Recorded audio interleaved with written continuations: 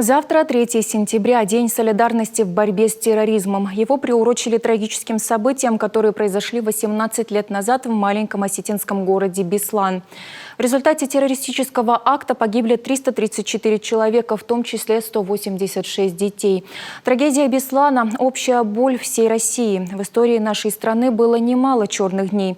Теракт на Дубровке, взрывы жилых домов в российских городах, в метро и на железной дороге. Дарья Вологжанина о том, как избежать повторения тех страшных событий.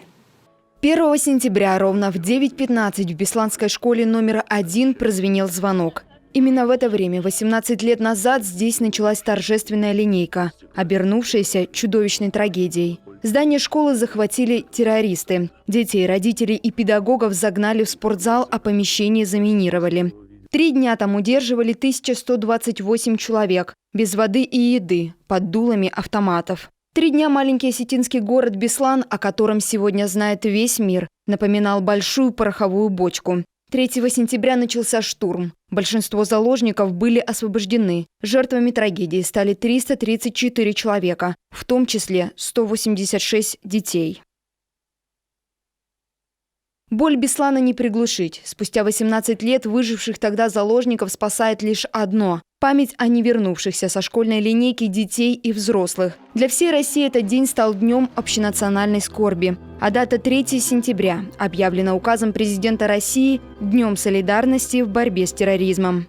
Безусловно, цена уроков Беслана оказалась слишком высокой. Сегодня в стране делается все, чтобы такая трагедия не повторилась. В городах республики внедрена система «Безопасный город». Камеры способны распознавать биометрические параметры лиц, опасные события или действия. Но важна и серьезная профилактическая работа с населением. 3 сентября, в День солидарности в борьбе с терроризмом, одна из памятных дат. В целях недопущения актов терроризма очень важно не забывать о невинных жертвах террористических актов, а также сотрудников правоохранительных органов, погибших при выполнении служебного долга.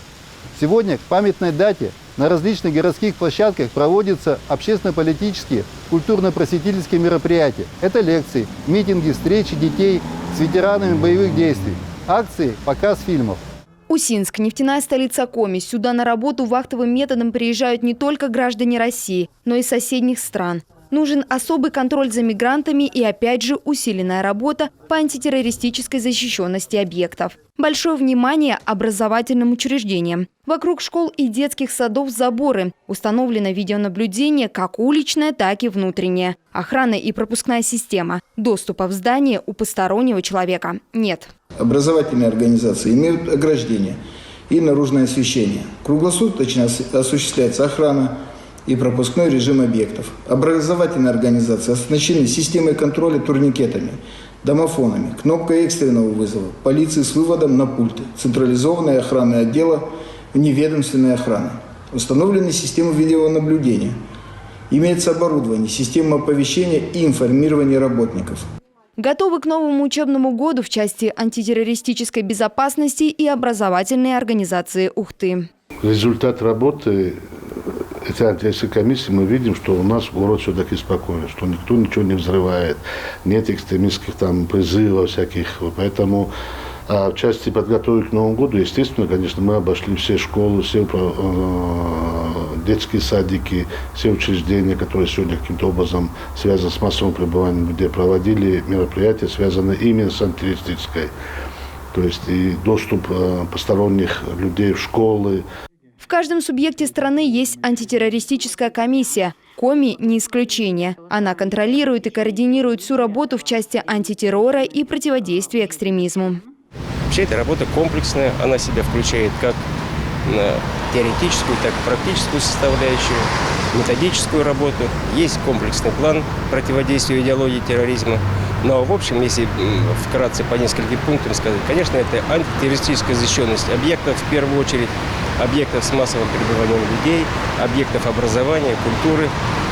Достаточно большие средства тратятся на это. Они себя включают и техническую защищенность объектов, и организационную составляющую. Это подготовка персонала, который находится на рабочих местах и готовы действовать в случае возникновения каких-то чрезвычайных ситуаций.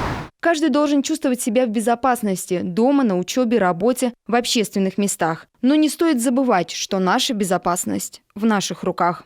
Дарья Вологжанина, телеканал Юрган.